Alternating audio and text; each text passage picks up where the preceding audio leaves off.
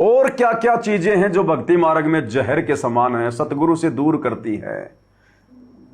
ये चीजें हमारे जीवन में आ जाने से सतगुरु नाराज होगा, हमसे रुष्ट होगा। निंदा, भगत ने भूल कर भी किसी की निंदा चुगली नहीं करनी चाहिए, किसी की बुराई नहीं करनी चाहिए।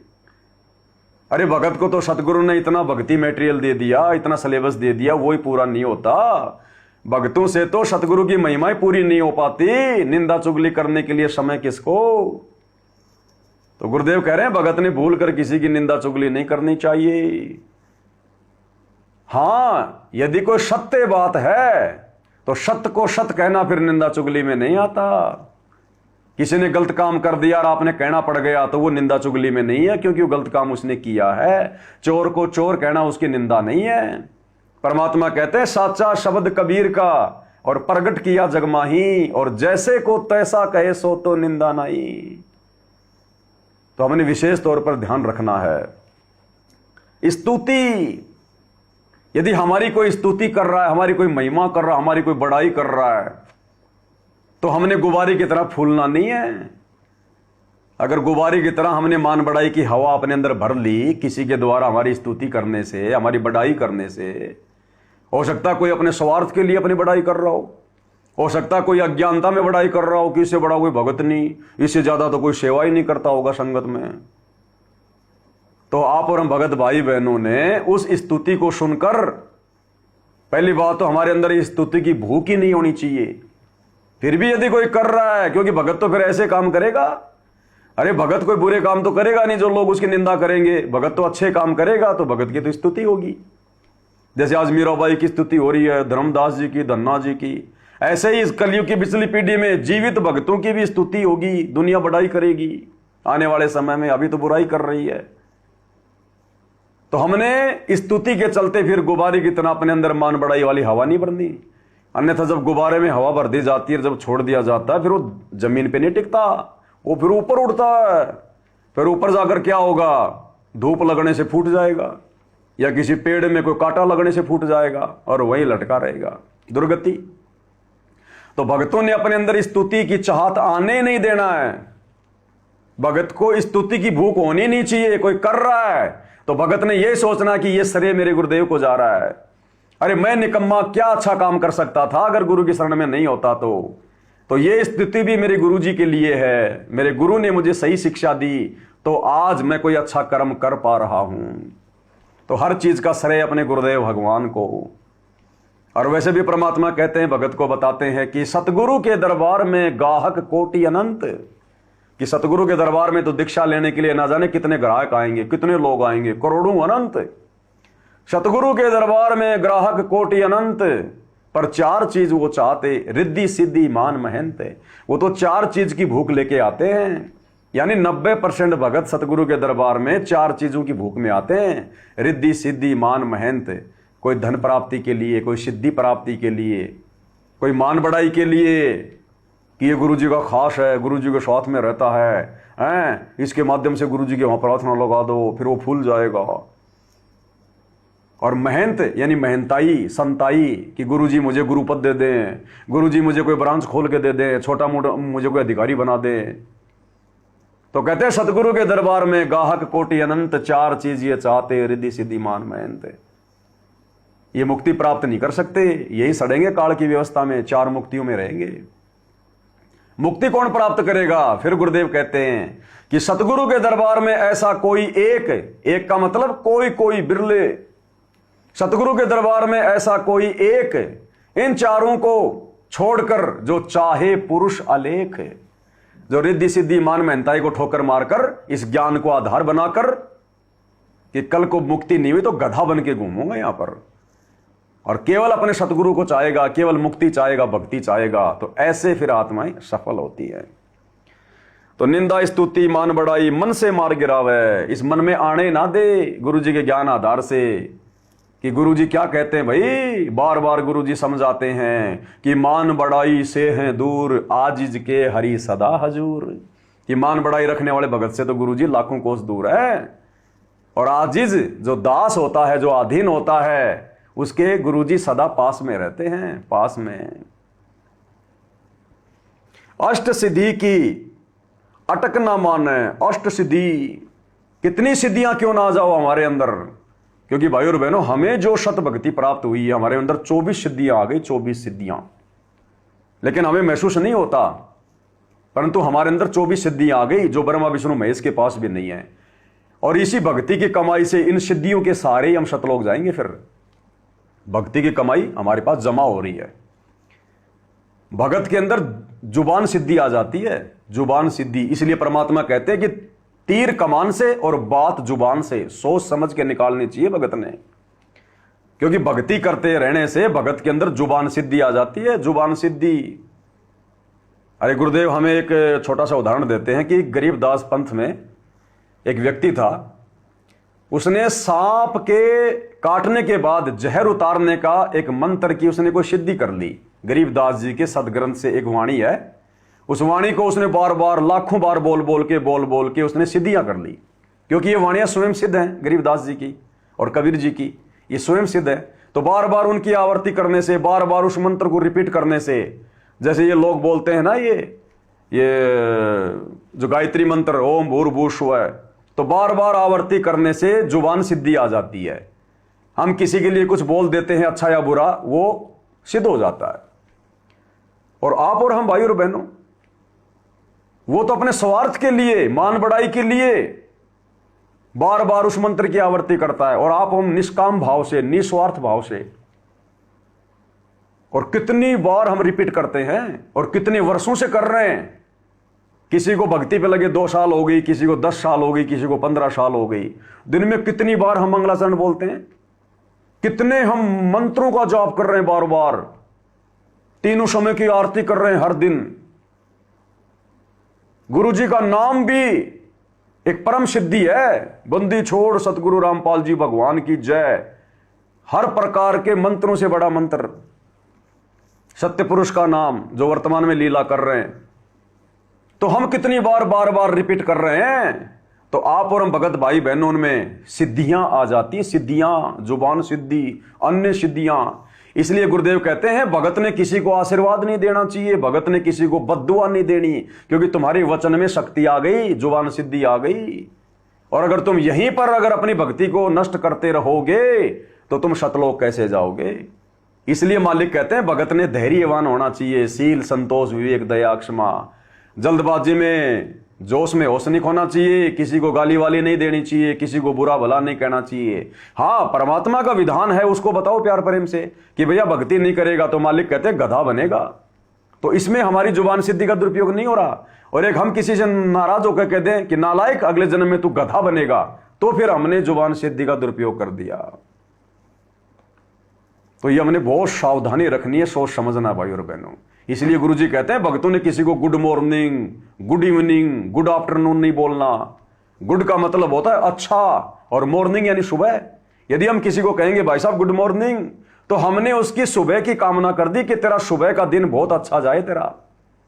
अब क्या पता उसका एक्सीडेंट होना था सुबह, और आपने भगत ने उसको बोल दिया गुड मॉर्निंग यानी तेरी सुबह बहुत अच्छी जाए। वो काल आपकी भक्ति लेकर और उसकी सुबह को अच्छी कर देगा, उसके एक्सीडेंट को रोक देगा और आपको ठग लेगा।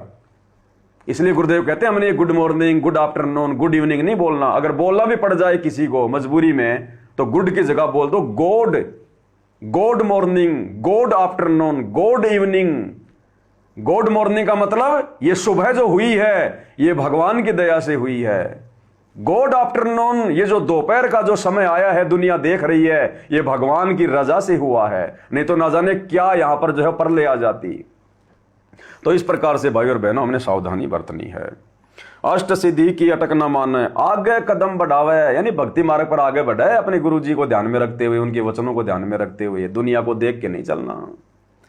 जब कोई राम भगत गति पावे हो जी, जब कोई राम भगत गति पावे हो।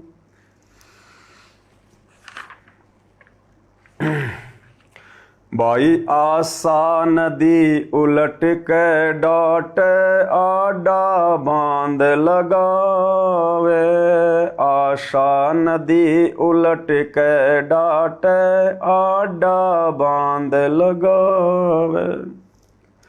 भव जल खार समुंदर में फिर बहुर न खोड़ मिलावे, जब कोई राम भगत गति पावे हो जी। क्या कह रहे मालिक?